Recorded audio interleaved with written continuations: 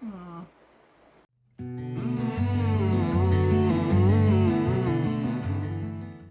Hello friends, welcome back. My name is Wicklow, and like every Tuesday we go through the new books that got released. So it's New Book Tuesday, folks. So, as always, when I have them, we're going to start off with middle grade, and we have two titles to discuss today. So the first one is Welcome to Dweeb Club, which is a mystery school club / society book. What if a school club changed your life forever? In the second week of second grade, Jason Sloan signs up for the brand new Hair Club. He and his friends have no idea what it's about, but since they're the first to sign up, they figure they'll just be in charge in no time. The club turns out to be super weird. Using fancy new equipment donated by a mysterious benefactor, the members are supposed to monitor school security footage. Their first assignment, find out what is stealing the cafeteria's croutons. Instead of the expected dark cafeteria, the computers show the club members something else entirely. Actual footage of themselves as high school seniors. 5 years in the future, so this is kind of a time travel. What on earth could be happening? Is it some kind of time warp or alternate reality? Or is it just an unfunny prank? As they scramble to solve the mystery, they can't help but notice something else. None of them like what they see 5 years from now. Is there any way to change the future and their fates? Ooh, interesting. There's a book, I can't remember what it was, but the plot was like this girl got a computer when computers were just new, and she saw, for some reason, she had access to Facebook in the future, and Facebook wasn't invented, and she pieced together her life from Facebook posts, and then she accidentally altered her future multiple times, and then trying to fix it, she altered it more and worse, and it kind of changed that everything about her future changed. So this kind of makes me think little peek into the future would be very interesting. I'll consider this one. I would consider it. The next book we're going to be talking about is Violets Are Blue. So this book is contemporary, family, and mental health. So 12-year-old Rain loves makeup, special effects makeup to be exact. When she is experimenting with new looks, Ren can create a different version of herself, a girl who isn't in a sort of best friendship with someone who seems like she hates her, a girl whose parents aren't divorced and doesn't have to learn to like her new stepmom. So when Ren and her mom move to a new town for a fresh start, she's cautiously optimistic. And things seem to fall into place when Ren meets potential friends and gets selected as the makeup artist for the school's upcoming production of Wicked. Only Ren's mom isn't doing so well. She's taking a lot of naps, snapping at Ren for no reason, and always seems to be sick. What's worse, Ren is getting hints that things aren't going well at her new job at the hospital, where her mom is a nurse. After an opening night disaster leads to a heartbreaking discovery, Ren realizes that her mother has a serious problem. A problem that can't be wiped away or covered up. After all the progress she's made, can Ren start over again with her devastating new normal? And will she ever be able to heal the broken trust with her mom? Ooh. I think I'm going to add this to my TBR because I have an inkling of the mental health or the health issues going on right now. And I want to see how it's dealt with in this book because there's never too early a time to talk to your kids about mental health or health in general. Never too early a time. Because they are alive, so they need to know about mental health because they live inside their minds every single day. So I shall be adding that to my TBR and reading it to see what it's like. So we're going to step away from middle grade and move on to our teen YA section. If you see a star above a title, it's because I was given an arc of it, so I shall not be giving my thoughts and opinions of what the book was like. I will just be judging the cover, reading the synopsis, and that is it. So the first book we're going to be talking about is Before We Disappear, which I did get an arc of. I got an audio arc of that, and I'm going to reread this. I'm just noting this isn't really my thoughts, but it was a computer audiobook, and it it annoyed me so much. So I have to reread this book so I can actually give my opinions on the book. So, this book is considered fantasy, LGBTQ+, and it's a historical fiction. So, it's set in 1909 Seattle, Alaska, the Pacific Exhibition. Jack Nevin's clever trickery and moral flexibility has served him well his entire life, making him the perfect assistant to the Enchantress, one of the most well-known stage magicians in the early 20th century Europe. Without Jack's steady supply of stolen tricks and copycat sleight-of-hand illusions, the Enchantress' fame would have burned out long ago, not that she ever would admit it. But when they are forced to flee the continent for America, the Enchantress finds a new audience in Seattle in the 1909 Alaska Yukon Pacific World Fair Exposition. She and Jack are set to make a fortune until a new magician arrives on the scene, performing tricks that defy the imagination. Laszlo's act threatens to overshadow the Enchantress and co-opt her audience. Jack has no choice but to hunt for the secrets behind Laszlo's otherworldly illusions, but what he discovers isn't at all what he expected. What makes Laszlo's trick possible is unbelievably a boy that can seemingly perform real magic. Willem's ability defies all laws of physics. His talents are no clever sleight of hand, and even though Laszlo and Wilhelm's acts threaten to destroy the life of Jack and the Enchantress, Jack and Wilhelm have near instant connection. As the rivalry between the Enchantress and Laszlo grows increasingly dangerous and dire, Jack finds he has to choose between the woman who gave him a life and the boy who has offered him love. It's a new star-crossed romance with the magic of love from acclaimed author Sean David Hutchinson. I've actually read some other books by him. I will be revisiting that book and reading it, not listening to that computerized version. Wish they wouldn't offer that. But, yeah. The next book we're going to be talking about is Dark Rise. It's the first book in a series, and it's fantasy, LGBTQ+, and romance. And that cover alone is chef kiss, beautiful. The ancient world of magic is no more. Its heroes are dead, its halls are ruins, and its great battles between light and dark are forgotten.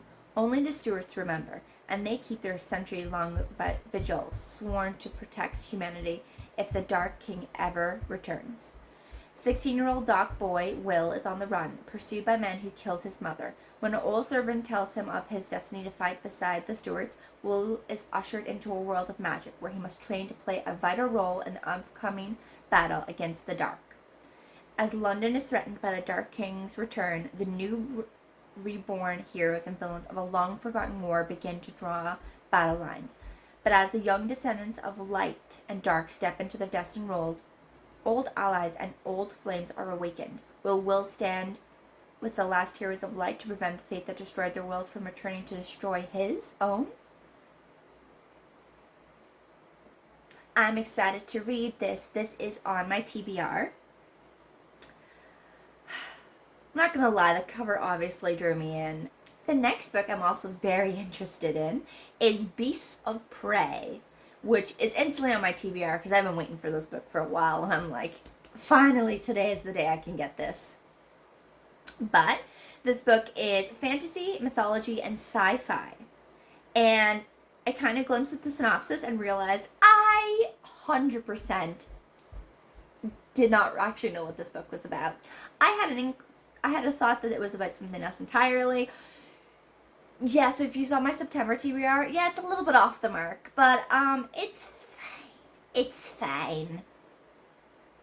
Magic doesn't exist in the Broken City anymore, especially for girls like 16-year-old Cuffy.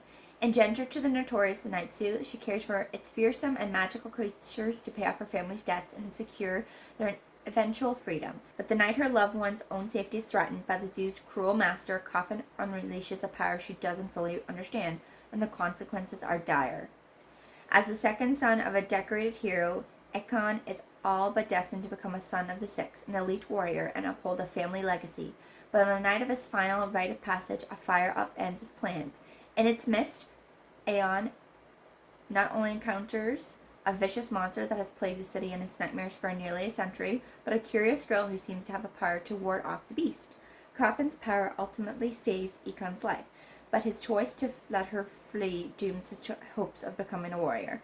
Desperate to redeem himself, Ekon vows to hunt the creature down and end its reign of terror, but he can't do it alone. Meanwhile, Kafra believes finding the monster and selling it for a profit could be the key to solving her own problems.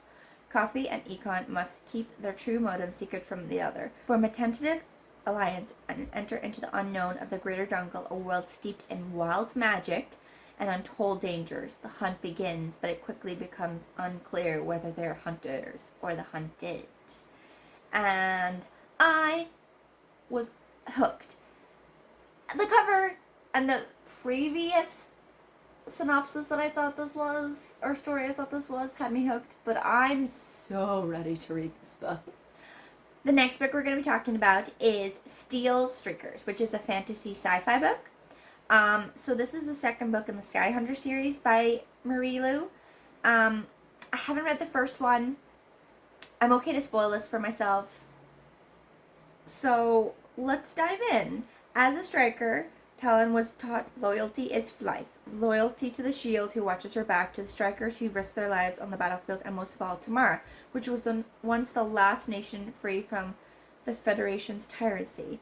But Mara has fallen, and its destruction has unleashed Talon's worst nightmare. With her friends scattered by combat and her mother held captive by the Premier, Talon is forced to betray her fellow strikers and her adopted homeland. She has no choice but to become the Federation's most deadly war machine as their newest Sky Hunter. Ooh. Red is no stranger to the cruelty of the Federation, nor the torture within its Sky Hunter labs, but he knows this isn't the end for Mara or Talon. The link between them may be weak, but it could be Talon and Red's only hope to salvation and safeguard their future. While the fate of Broken World hangs in the balance, Talon and Red must reunite the strikers and find their way to each other in the smoldering sequel to Mary Lou's Sky Hunter. Interesting. TBR. There's a lot of books kind of similar coming out. Like, the same premise. Like, not the same story, but, like, they have the same, like, battle things that they're operating, links between people's minds, betrayal, a messed up goddamn government. Oh, almost like real life. But I'm interested in this. The next book we're going to be talking about is For All Time.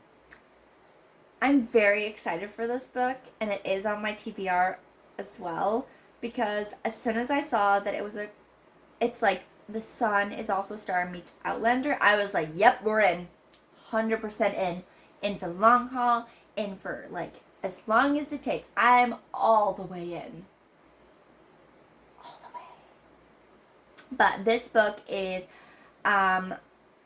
romance, fantasy, historical fiction, and contemporary. And I'm just ready. Tamara's a musician, a warrior, a survivor. Fayard, he's a pioneer, a hustler, a hopeless romantic. Together, Tamara and Fayard have lived 1,000 lives, seeing the world build itself up from nothing only to tear itself down again in civil war. They even watch humanity take to the stars, but in each life, one thing remains the same: their love and their fight to be together. One love story after another. Their only concern is that they never get to see how their story ends, until now. When they finally discover what it takes to break the cycle, will they be able to make the sacrifice? Yes, hopefully. I like star-crossed lovers. It just makes me happy that someone can be totally in love with someone. I do hope that they always end up happily together, but it's not always the case. But it's fine. It's fine. The next book we're going to be talking about is Once Upon a Broken Heart by the same author of the Carnival series. Which series I have not still read. I own it. I haven't read it though. I own a lot of books that I haven't read yet. It's safety to have it, so that means when I start it, I don't have to wait a long time. I can just dive right into it, so it's fine. This book is fantasy and romance. A new series about love, curses, and the lengths that people will go for happily ever after. Eveline Fox was raised in her beloved father's curiosity shop, where she grew up on the legends about immortality, like the tragic Prince of Hearts. She knows his powers are mystic. His kiss is worth dying for, and the bargains with him rarely end well. But when Evelyn learns that the love of her life is about to marry another, she becomes desperate enough to offer the Prince of Hearts whatever he wants in exchange for his help to stop the wedding. The prince only asks for 3 kisses, but after Evelyn's first promise kiss, she learns that the Prince of Hearts wants far more from her than she pledged, and he has plans for Evelyn that will either end in the greatest happily ever after or the most exquisite tragedy. Ooh. I haven't read anything of hers, so I'm not sure how I feel, but this sounds really cute, and I do like that. It's kind of got Alice in Wonderland vibes to it. Yes, it's only because it's the Prince of Hearts, but, like, don't shame me, please. But I will consider this a TBR. I'm not going to add it to my TBR, but I will consider it. The next book we're going to be talking about is Lake's Edge, the first book in the World of At the Lake Edge series. And this one is fantasy, horror, and romance. And I don't know why this cover is giving me Phantom of the Opera vibes, but it is for some reason. Is it Phantom of the Opera kind of inspired or no? Probably not. No. Okay. There are monsters in the world. When Violetta? Yeah. Oh, Violetta. When Violetta Graceland arrives at the haunted Lake Edge estate, she expects to find a monster. She knows the terrifying rumors about Rowan, who drowned his entire family when he was a boy. How the heck can you drown your entire family when you're a child? But neither the estate nor the monster are what they seem. There are monsters in the woods. As Letta falls for Rowan, she discovers he is bound to the Lord Under, the sinister death god lurking in the black waters of the lake, a creature to whom Letta is irresistibly drawn. Is this going to be a love triangle? Okay. There's a monster in the shadows, and now it knows my name. Now, to save Rowan and herself, Letta must confront the darkness in her past, including unraveling the mystery of her connection to the Lord Under. Why am I getting Phantom of the Opera, Hades and Persephone vibes from this? I'm adding this to my TBR because I'm getting such strong, like, gothic vibes, but also those two kind of tales. And that hits boxes for me because I like that. So that was the end of teen. We've moved on to our fiction, fantasy, sci-fi, romance section. We're starting off with our horror book. We only have one horror book. And I did read The Last House on Needless Street. I did got an arc of this. It's a mystery thriller crime book. I want to add one more genre, but I'm not going to because it's just because of my own thoughts after reading it. So I'm not going to add it. This is just what the general synopsis vibe gives off for those 3. Okay. In a boarded up house on the dead end street at the edge of wild Washington woods lives a family of 3. A teenage girl who isn't allowed outside, not after last time, a man who drinks alone in front of his TV, trying to ignore the gaps in his memory, and a house cat who loves napping and reading the Bible.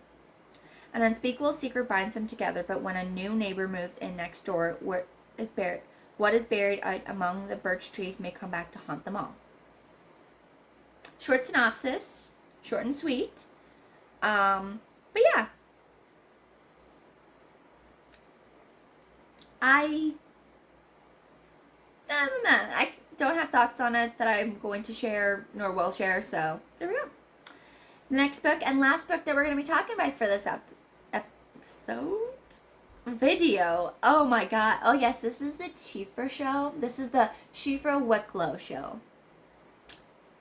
God, that would be horrendous. Okay, let's get back on track. So, it is our fantasy section, and it is The Last Graduate. So this is the sequel to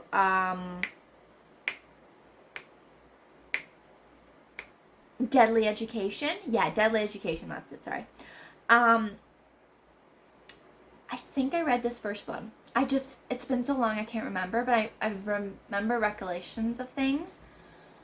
But yeah, I am excited for this. I remember it was like a unique world, and I liked it. for that reason. Yeah. But this book is fantasy, horror, supernatural, and sci-fi. So, building off of this first book, at the school, Elle, Oren, and the other students are faced with their final year and looming specter of graduation, a deadly ritual that leaves few students alive in its wake.